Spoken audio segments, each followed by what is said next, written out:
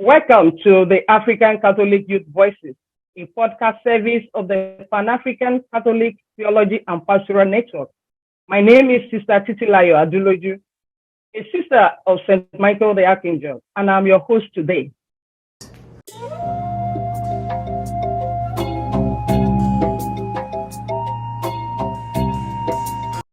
On our episode today, I'm glad to host an accomplished and a very versatile priest of Oludiocese in Imo State, Nigeria. He's a member of the Congregation of the Missionary Oblates of Mary Immaculate, OMI, who has been working actively with the young people in Africa. So, welcome to African Catholic Youth Voices, Father Basil Obieje. Thank you very much, sister. Thank you. Yes, you're welcome, Father. So to begin, I would like you to tell us more about yourself. I ask you to introduce yourself, tell us more about your ministry and the community where you are currently, what you are involved in, and where you are serving. Thank you very much, sister. The name Obieje Basil EbubeChukwu. I am a member of the Missionary Oblates of Mary Immaculate. Sometimes people tend to confuse us with the Oblates of Blessed Virgin Mary, but we are not the same. So I was ordained in 2019 in Nigeria, Oludiocese.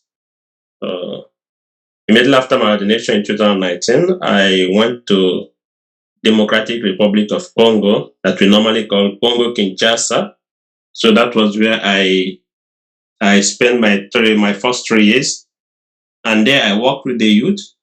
So I left there on the 29th of December 2022. So that's about 4 months ago. So there I work with the youth. So presently I'm working in the United States of America. I work in Buffalo, New York. So that is it for now. Okay, thank you very much for letting us know more about you. And just now that you were in Congo, Republic of Congo, that's DRC, right? Yes. So you were there, and you had your training there, or the mission just there? Well, I did my theology there. Okay. I studied my theology there, and after that, I was ordained in Nigeria, and I went back for mission there. Oh, great! That's fine. So you are all over in Africa. Great. So I wonder if you can tell us more about your mission with the young people. Because you just mentioned that you work with young people in DRC. So tell us more about that and what you accomplished and how you achieved your goals with the young people. Okay. You see, working with the youth is something very interesting, and luckily for us, our parish was like a university chaplaincy, but not really a university chaplaincy. We're just beside our parish. We have the university, and we have something like College of Education, but none of them has what their particular chaplaincy. Our parish started as a chaplaincy, but then people bought land and they built a separate parish. So we have the majority, about 70% of the members of the parishioners, let me put it that way, 70% of the parishioners are just the youth. Oh. So yeah, so it was a very vibrant parish. So I work with the youth. Mostly it's all about exchange, discussing with the youth, then accompany them, knowing really their problem. When I got there, the first thing I told them is that I know that our society is so noisy now. We have a lot of doctrines. So for us to progress seriously, we have to engage in, first of all, question and answers. What I mean is that I was always 100% ready to answer any question. So they will be throwing questions at me because the youth, when they go out there, a lot of other churches, they ask them questions, they tease them with the Catholic teachings. So when they come back to me, they come up with these questions. That is it, number one. Then number two also, we work on, let me just put it that way. Should I use the word morals or ethics? So you see students, they have this problem maybe with a professor or, moral problems in the society today. They will come and they will look for solutions or for practical advice. You see, in most cases, I realize that our youth, they're looking for, how do you call them? I don't want to use the word models, but they're looking for people that will help them to grow. People want to live the right life, but sometimes they don't know really, they cannot make the difference between good and bad. So they need somebody to tell them the raw truth. This is good according to the gospel. Nobody is judging another person, but according to the gospel, this is good and this is not good. So that is it. That is the second one. Then the third one also is concerning their future. When I talk of their future, I mean the marital aspect of it, I mean the employment aspect of it. So you have to guide them, you have to guide them. When the youth leave the university, what comes after? In most of our countries in Africa, there's no employment, especially in DR Congo, we don't have employment. So how do you direct them? So we're working on those things. So these were the three major areas we worked on. So I don't know if you want us to enter deeper into how we practice and how we organize ourselves, we can as well do that. But these were the three major aspects in which we insisted on.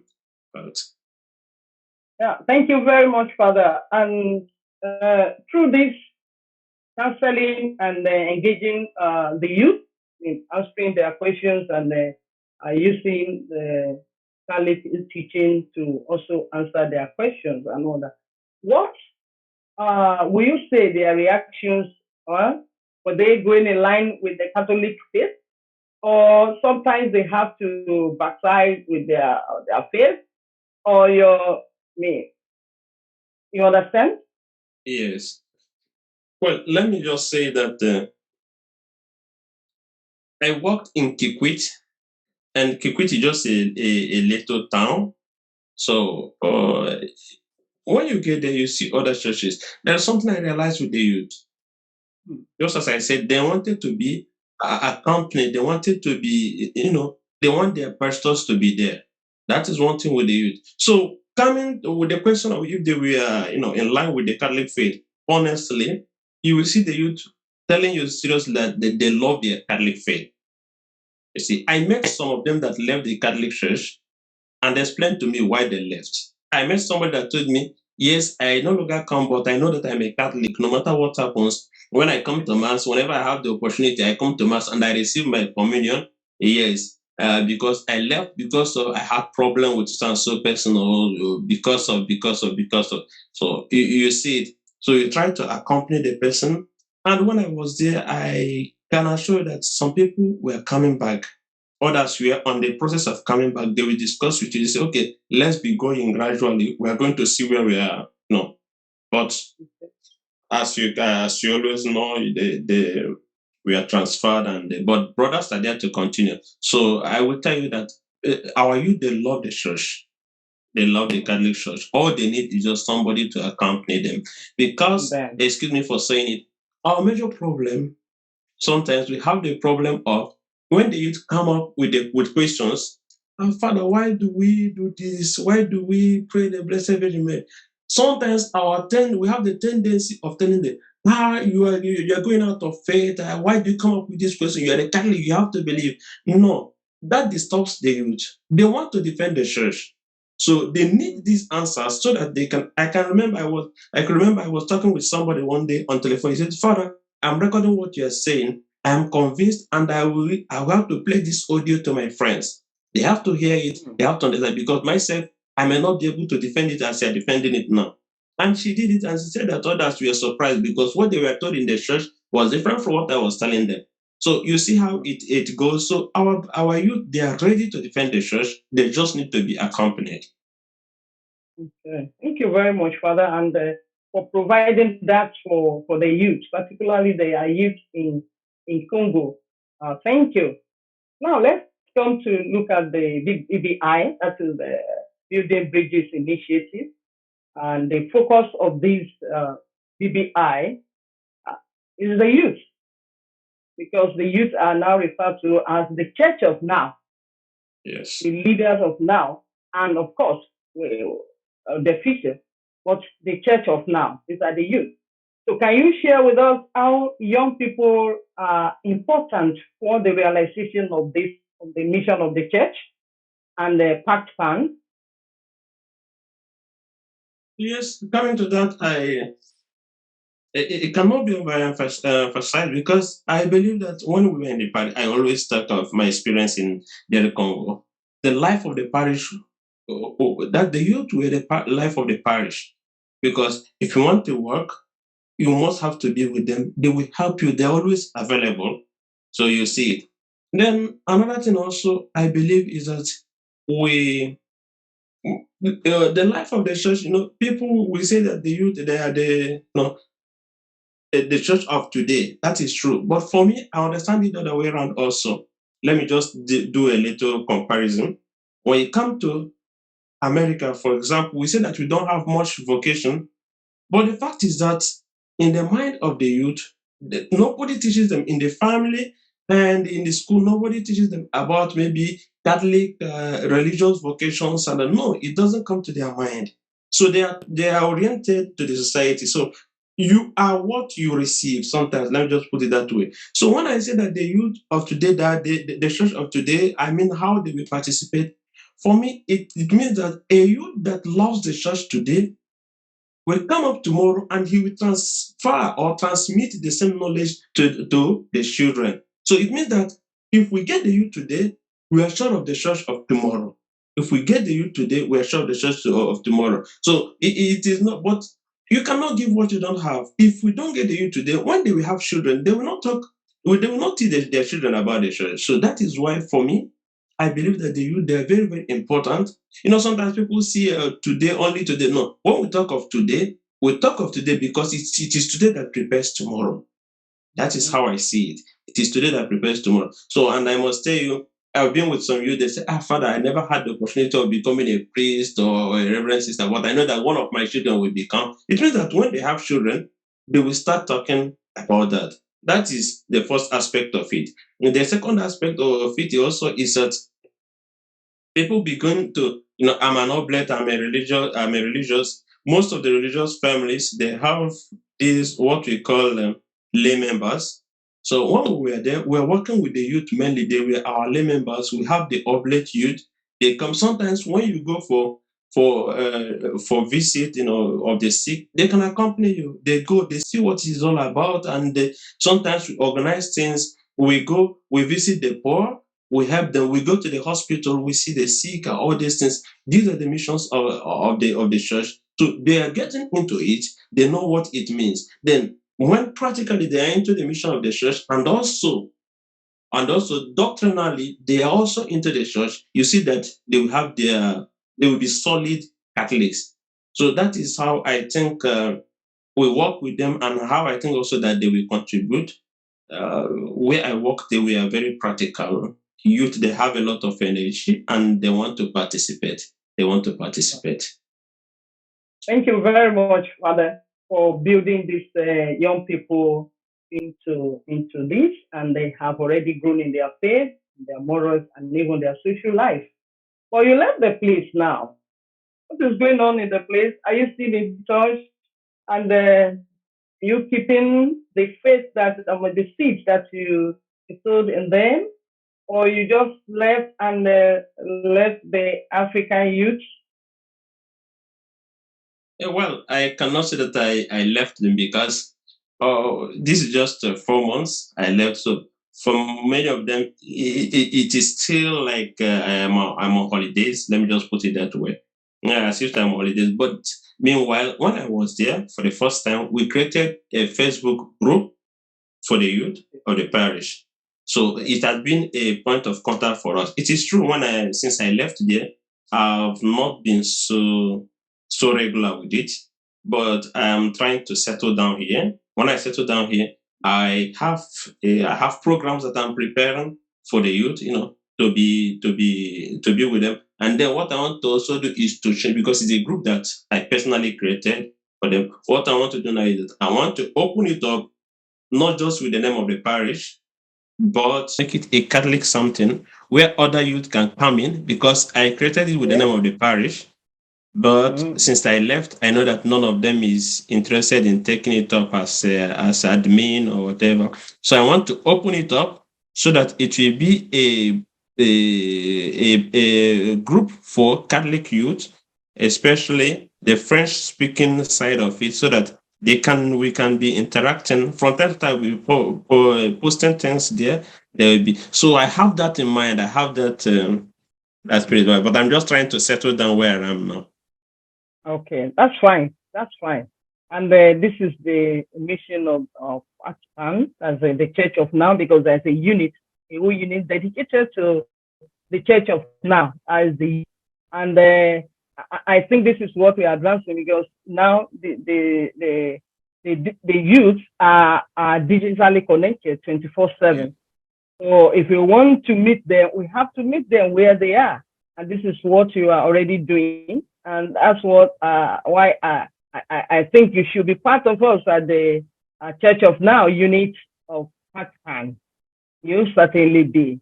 Okay. So thank you very much for that, for advancing the cause of the church and that of Vatican. You are listening to the African Catholic Youth Voices, a podcast service of the Pan-African Catholic Theology and Pastoral Network. And here with me is Reverend Father Basil Obieje of the Congregation of the Missionary Oblates of Mary Immaculate. So just like we have just said, Father, that the youth are enjoying this continent, the digital continent now, and that this is the digital era, yeah. And I've seen that you are very active online. I'm wondering if you can share with us or tell us how you can help young people. I know you have talked about this faith, bringing them on Facebook and all that, okay? Tell us more about how you can help them, these young people, to make judicious use of the digital environment, to proclaim their faith and become digital faith youth influencers, not just to chat, not just to post videos of any sort, and all, but how they can use this environment, the digital environment, to advance their faith, to also influence the faith of others. Okay. First of all, I've made a video once telling people that maybe in years to come, we are going to cry. Because when we realize that we must have made a lot of mistakes on what we posted when we were young, when we start becoming old, it will come back to us. So I made a video telling the younger generation to be very careful with what they post today. We will not remain young forever. So, the future is coming. When we be parents, how are we going to control our children? And also, there are things that you do today that will catch up with you tomorrow. So I advise the younger generation, no. Then, when I was also in the parish, I used to ask them, you put your credit, your data, whatever you call it, you put it, you pay for it, but what do you really do for it? You see some people, they will tell you, Father, we don't have money for data. Can you help us? You help out. You see the person twerking on Facebook and that. So at the end of the day, it's a question of talking to them. And then when I have the opportunity to speak with any of them one-on-one, I discuss and I give them that advice. So what I always tell my friends is that you have your phone. It's not just for your personal distance. It is for your personal use. But then if you go to a gathering, a church gathering, that you know that what is being taught, it touches you and you want to share it with others, you can record it directly, or when you come out of it, you can share what you return with others. So it's not all about putting music, dancing only. No, but you can come up also. You say, today I went to church. It was very awesome. I returned that certain. When you give it, it remains on your Facebook, this thing, or your another Twitter, or whatever. Or you can just write it. It remains with you. Whenever you go through this thing, you see this. One day I posted on something like this, and it touches others also, because this is a village. It touches others. So that is my advice. That is my advice, or these are my pieces of advice to them. to be careful with what you post. That is the first one. Then the second one also, form that habit of maybe sharing what touches. It can be a Bible verse, it can be a word from your priest, it can be just post something that has to do with the spiritual also, not just dancing and showing where you're eating or that. And so that is my little advice to them. So okay, thank you. With that, with writing, even and creating small video, video clips, they can advance the face of others, and they can also advance even the church more, getting in touch with other youth because they are there. This is where they spend most of their time now. So if they also engage themselves with things that can advance them spiritually, I think they will be doing a lot of good to themselves and to the church. And I know you are doing that already with the those in Congo. So we expect you to extend that to other youth, because even in Congo, the BBI is already in Congo. These the faith influencers, they're already in Congo. The university students that Pope Francis met on November 1st, I hope you heard about that.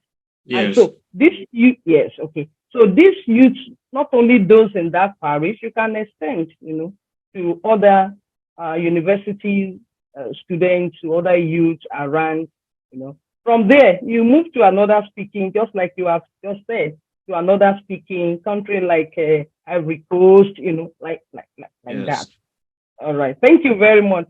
And looking at your Facebook page, so I know that you are already having a platform where you are maybe teaching and also posting clips and all that. So you have something like or a topic like Catholic events and teachings. Do you have that? I'm surprised that you got to know that, because I do it anonymously. It's true that I share it on my main page from time to time, but I just wanted to develop it anonymously. That's why I never sent invitation to anybody. So from where I am, I just started it. It's been about 2 weeks now or 3 weeks. I created that very page, and we are gradually growing. Yes, I have a lot of things boiling in me. Father Nemeka knows that. So I have a lot of boiling in me. So, this thing that I think that, our society is fast degrading, if I should put it that way. So I have that mind that we have to bring back the youth. And also in Nigeria, you see many people are going back to tradition, and when you speak with them, you see that many questions remain unanswered. So for me, I just put that because I named it Catholic Events and Teachings. Or initially, I wanted to name it Catholic Events and Teachings for the youth. After I said no, parents can make use of it also.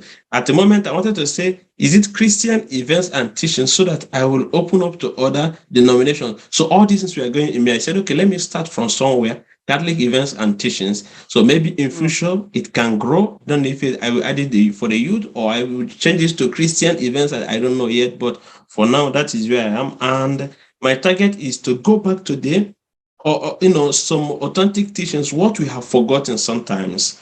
There are things that we have forgotten. So we'll go back to it. Then when I see also some events that are going on in the church, for example, if you go there, you see there are some stigmatics during the Holy Week, So I bring them up there. Some people will doubt, some people will accept, But when some people come to me privately and ask me questions, I will answer. And my purpose is to build the audience, because when you have much more audience, then you can influence better. When you have much more audience, then you can influence better. So what I'm trying to do is to post things that can attract people. Then at a moment we'll have enough audience. Then I will start now, pushing things, to help the faith grow as it's supposed to be. So I'm still at the first level of building the audience. Great. Thank you very much. Even for the inspiration God gave you on that, and for you allowing yourself to start that. but I want you to move out of being anonymous. Come out, you are a priest, and you are proclaiming your faith, and you want to also influence others, particularly the young people, and also incorporate young people into this, because more often than not, they are the ones that really need these teachings of the church. Then you just said it. If we don't capture them now, if we don't teach them the right thing now, there is no way they will teach their children, because, like we have said, we believe that they are the church of today and also the church of tomorrow. But yes, because they have to also impart all these teachings on their young ones, yes, on their children when they start children. So thank you very much, but remove anonymous and let them know that you are teaching Catholic faith and doctrine. Gradually. I'll get to that. Okay, gradually. Yes. Because of course, what you want to achieve is what do you want to achieve even by this, by creating this page? No, what I want to achieve is, to get much more audience, and then to teach people, or to teach the youth, and then to, why I still remain anonymous is that I have my personal page that bears my name. Then here I created this one because even as I'm talking to you now, I've seen that some priests are now coming to that page. I have some of my friend priests, they are now into that page, not knowing the person that created it.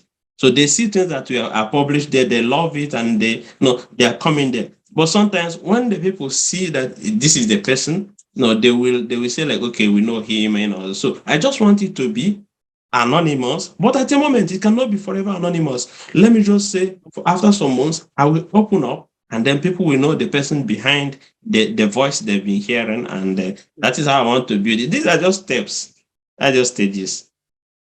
Mm-hmm. Thank you very much, Father Basil. It's been so enriching and interesting having you on this show this welcome, sister. Evening.